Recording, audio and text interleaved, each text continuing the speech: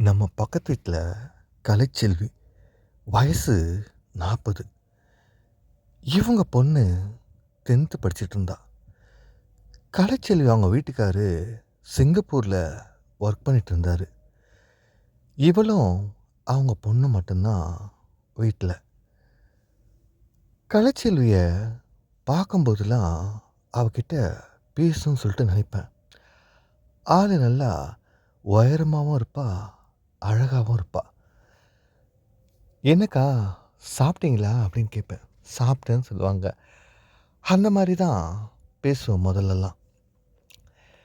கொஞ்சம் நாள் ஆனதுக்கப்புறம் அவங்க வீட்டில் ஏதாச்சு ஃபங்க்ஷன் மாதிரி வைப்பாங்க. பூஜை மாதிரி. அந்த பூஜைக்கு எல்லாரும் வரும்போது நானும் வருவேன். ஆனால் எல்லாரும் போனதுக்கப்புறம் இவங்கக்கிட்ட பேசணுன்றதுக்காகவே ஏதாச்சும் பேசுவேன். "அக்கா பூஜைலாம் நல்லா பண்ணுறீங்க. சாமி பக்தி ஜாஸ்தியாக்கா உங்களுக்கு?" அப்படிலாம் கேட்டுருப்பேன். இவங்களும், "ஆமாம், எனக்கு ரொம்ப பக்தி அதிகம் சின்ன வயசுலேருந்தே" அப்படிலாம் சொல்ல ஆரம்பிப்பாங்க. பேசும்போதே இவங்கள பார்ப்பேன். அத இவங்களும் நல்லா கவனிப்பாங்க. "என்ன இவன் நம்மளையே பார்த்துட்டு இருக்கானே" அப்படின்னு சொல்லிட்டு. அதுக்கப்புறம் ஒரு நாள் நான் சொல்ல ஆரம்பித்தேன். "அக்கா, அவரும் இல்லை வீட்டில். உங்களுக்கு ஏதாச்சு ஹெல்ப் வேணும்னா என்ன கேளுங்க. நான் ஆஃபீஸ்க்கு போகும்போது உங்களுக்கு கடைக்கு எதாவது போகணுன்னா நான் ஹெல்ப் பண்ணுறேன்னு." சரி" அப்படின்னாங்க. ஆனால் கலைச்செல்வி மேலே ஆசை எப்படி அவகிட்ட சொல்லணும்னு சொல்லிட்டு ரொம்ப நாள் யோசிச்சுட்டே இருந்தேன். ஒரு நாள் எல்லார் வீட்லேயும் கரண்ட் இருந்தது. ஆனால் இவங்க வீட்டில் கரண்ட் இல்லை. ஏதோ ஃபியூஸ் கேரியர் ப்ராப்ளம் போல். இவங்க உடனே எல்லார் வீட்டுக்கும் கேட்டுட்டு இருந்தாங்க. "உங்கள் வீட்டில் பவர் சப்ளை இருக்குதா?" அப்படின்னு சொல்லிட்டு. எல்லாரும் இருக்குதுன்னதும் இவங்களுக்கு என்ன பண்ணுறதுன்னே தெரியல. உடனே நம்ம வீட்டுக்கு வந்தாங்க. "கொஞ்சம் எலக்ட்ரிசிட்டி ப்ராப்ளமாக இருக்குது. என்னன்னு தெரியல. உங்களுக்கு தெரிஞ்ச எலக்ட்ரிஷியன் யாராவது இருக்காங்களான்னு?" கேட்டாங்க. நான் உடனே ஃபஸ்ட்டு நான் பார்க்குறேன் என்னன்னு. அதுக்கப்புறம் எலக்ட்ரிஷியன் ஃபோன் பண்ணலான்னு சொல்லிட்டு அவங்க வீட்டுக்கு வந்தேன்.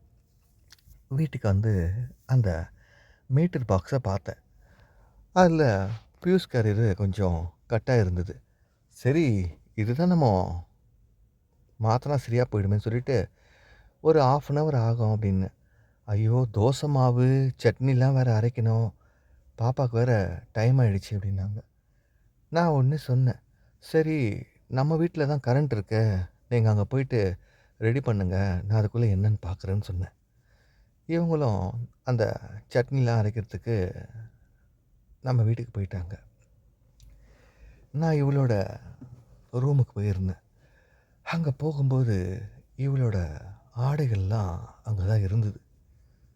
அதெல்லாம் பார்த்ததும் எனக்கு கலைச்செல்வி மேலே இன்னும் ஆசை அதிகமாச்சு. அத எடுத்து மெதுவாக வாசனை பார்த்தேன். எல்லாம் அப்படியே சந்தன வாசனை, விபூதி வாசனை, பெர்ஃப்யூம் வாசனை, மல்லிகைப்பூ வாசனை இப்படி இருந்தது. எனக்கு ஐயோ! என்னடா இது! எவ்வளோ வாசனையா இருக்காங்களே! நமக்கு கிடைக்குமா? அப்படின்னு சொல்லிட்டுலாம் ரொம்ப யோசிச்சுட்டே இருந்தேன். சரின்னு என் மொபைல் அங்கேயே வீடியோ மோடு ஆன் பண்ணிவிட்டு அவங்க ரூமில் வச்சுட்டு நான் வந்துட்டேன். வந்ததும் இவங்க கிட்ட சொன்னேன். இப்போது மீட்டர் ரெடி ஆயிடுச்சு. இப்போ உங்கள் வீட்டில் ஒர்க் ஆகும் போய் பாருங்கன்னு." அவங்களும் போய் பார்த்தாங்க. "ஆ ரொம்ப தேங்க்ஸ்ப்பா" அப்படின்ட்டாங்க. நான் மொபைலு அங்கேயே தான் வச்சுருந்தேன். கொஞ்ச நேரம் 1 மணி நேரம், 2 மணி நேரம் கழிச்சு மறுபடியும் அவங்க வீட்டுக்கு போனேன். என் ஃபோன் இங்கே தான் எங்கேயோ வச்சுட்டேன். எங்கேன்னு தெரிலன்னு சொல்லிட்டு அப்படியே தேடுற மாரி இருந்தேன். அவங்களும் தேடிட்டு இருந்தாங்க. அதுக்கப்புறம் என் மொபைலை நான் எடுத்துக்கிட்டேன்.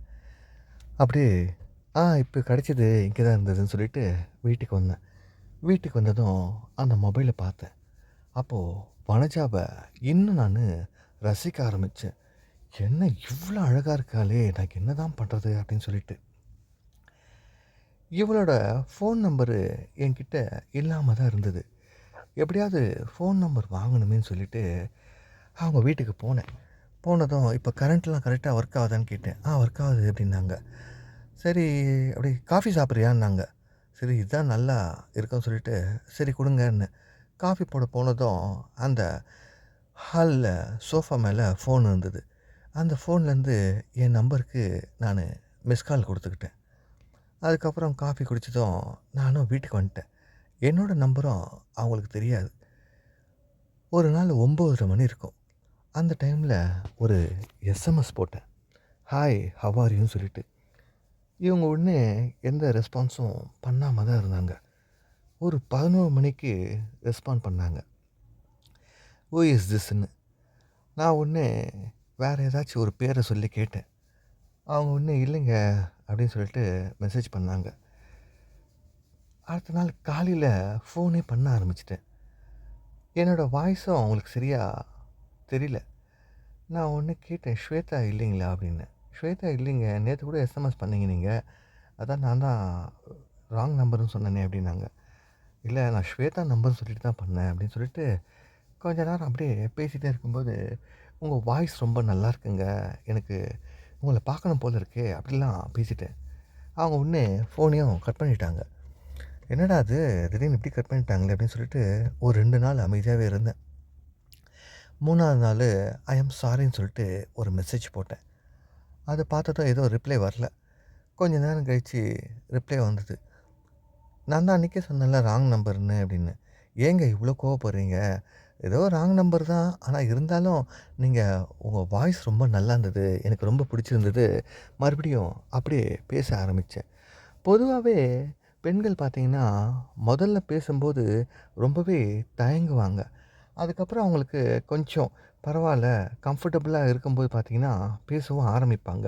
இப்போ Facebooku, இல்ல சோஷியல் மீடியாலலாம் பார்த்தீங்கன்னா, ஃபர்ஸ்ட்டு யாருன்னே தெரியாது. 2 நாள் ரெஸ்பான்ஸ் பண்ண மாட்டாங்க. அதுக்கப்புறம் 3வது நாள்லாம் ரெஸ்பான்ஸ் பண்றாங்கல்ல, அந்த மாரி தான் கலைச்செல்வியும். அதுக்கப்புறம் ஃபோன்ல நாங்க கன்டினியூஸா பேச ஆரம்பிச்சோம்.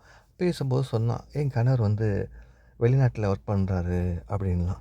நானும் நமக்கு தான் இந்த விஷயம்லாம் தெரியுமே, இருந்தாலும் என்னன்னு சொல்லிட்டு புதுசா கேட்குற மாரி எல்லாத்துக்கும் சரி சரின்னு தலாட்டிட்டு இருந்தேன்.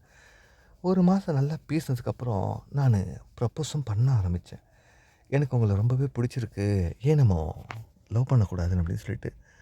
உடனே அவங்க சொன்னாங்க, "எனக்கு தான் கல்யாணம் ஆயிடுச்சே, கணவர் வெளிநாட்ல இருக்காருன்னு சொன்னேனே, இப்பயுமா லவ் பண்ற?" அப்படின்னு கேட்டாங்க. நான் உடனே, "ஆமா, எனக்கு ரொம்ப பிடிச்சிருக்கு" அப்படின்னேன். "நானும் உன்ன பார்த்ததில்ல, நீயும் என்ன பார்த்ததில்ல, பார்க்காமயே எப்படின்னாங்க." நான் உடனே அதுக்கு ஒண்ணு சொல்லிட்டேன். "பார்த்து லவ் பண்ணா தான் ஒரு வேள நீங்க அழகா பார்த்து லவ் பண்ணிட்டீங்களா? அப்படிலாம் கேட்பீங்கள்ல, அதனால தான் பார்க்காமயே லவ் சொல்லிட்டேன்" அப்படின்னு. உடனே சிரிக்க ஆரம்பிச்ச கலைச்செல்வி அவங்களோட ஃபோட்டோவ அனுப்பிச்சாங்க. நானும் பார்த்தேன். "ரொம்ப அழகா இருக்கிறீங்க, நான் நெனச்ச மாரி" அப்படின்னு. "உங்க ஃபோட்டோ நான் பார்க்கலாமா?" அப்படின்னு கேட்டாங்க. நான் ஃபோட்டோ அனுப்புனா தான் பிரச்சனை ஆயிடுமேன்னு சொல்லிட்டு, "நான் நேர்லயே பார்க்குறேனே உங்கள" அப்படின்னேன். "ஏன்?" அப்படின்னாங்க. "இல்ல, நான் உங்கள பார்த்துட்டேன். நீங்க என்ன ஃபோட்டோல பார்த்தா நல்லா இருக்காது. நேர்ல பாருங்களேன்" அப்படின்னேன். "சரி, எப்போ வரீங்க?" அப்படின்னாங்க. "நான் வரேன்" அப்படின்னேன். "ஆமா, நீங்க எந்த ஊர்ல இருக்கீங்கன்னு சொல்லவே இல்ல" அப்படின்னாங்க. நான் உடனே கொஞ்சம் தூரமா இருக்கிற ஊர சொல்ட்டேன். "சரி, எப்போ வரீங்கன்னு சொல்லும்போது எனக்கு சொல்லுங்க" அப்படின்னாங்க. நான் ஒரு நாளு கழிச்சு, நானு "நாளைக்கு வரேன்" அப்படின்னு சொல்லிட்டு சொன்னேன். இவங்களும் ரெடியா இருந்தாங்க போல இருக்கு நான் வருவேன்னு சொல்லிட்டு. நான் தான் பக்கத்து வீட்லயே தான் இருக்கேனே.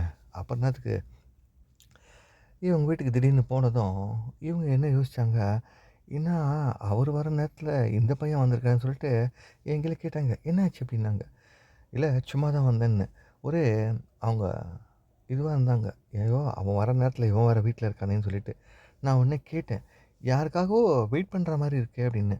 "ஆமா, என்னோட அத்தை பையன் வரேன்னு இருந்தான். அதான்" அப்படின்னு. "ஓ! சரி, சரின்னு" சொல்லிட்டு கொஞ்ச நேரம் அங்கேயே இருந்துட்டு, அதுக்கப்புறம் சொல்ல ஆரம்பிச்சேன். நான் தான் உன்கிட்ட இவ்வளோ நாள் ஃபோன்ல பேசியிருந்தேன்னு. அவளுக்கு என்ன ரியாக்ட் பண்ணுறதுன்னே தெரியல. ஏன்னா, எல்லாமே நாங்க ரொம்ப பேசிட்டோமா, திடீர்னு என்ன இவங்களால அவாய்டும் பண்ண முடியாது. ஏன் என்ன ஏமாத்திட்டேன்னு கேட்கவும் முடியாது. அப்படியே அமைதியா இருந்தாங்க.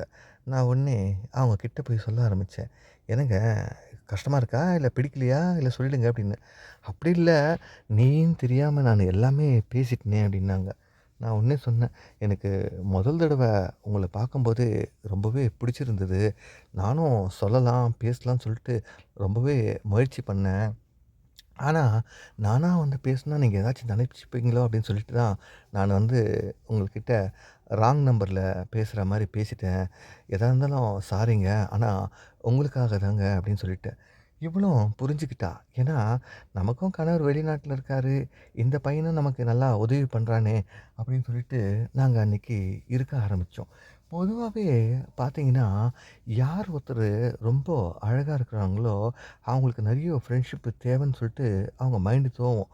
ஏன்னா, இப்போ இந்த சோஷியல் மீடியாலாம் பார்த்தீங்கன்னா, ரீல்ஸு, வீடியோஸு, ஸ்டேட்டஸு எல்லாமே அப்லோட் பண்றாங்க. ஏன்னா, 4 பேர் பார்த்துட்டு நம்மள நல்லா இருக்கணும், சூப்பர்ன்னு சொல்லணும் அப்படின்னு சொல்லிட்டு ரசிக்கணும்னு சொல்லிட்டு அவங்களுக்குள்ள எதிர்பார்ப்பு அதிகமா இருக்கும்.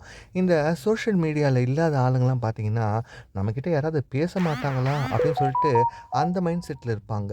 இப்படி தான் இவங்க இருக்கிற சமயத்தில நானும் ஃப்ரெண்ட் ஆனதால, எனக்கு எல்லா சந்தோஷமும் குடுக்கணும்னு சொல்லிட்டு இவங்களும் முடிவு பண்ணாங்க. ஓகே ஃப்ரெண்ட்ஸ், இந்த வீடியோ உங்களுக்கு ரொம்ப பிடிச்சிருக்கும்னு நெனைக்கிறேன். மறக்காம சப்ஸ்கிரைப் பண்ணிக்கங்க, லைக் பண்ணிக்கங்க, ஷேர் பண்ணிக்கங்க. Keep on supporting friends. Take care. Bye.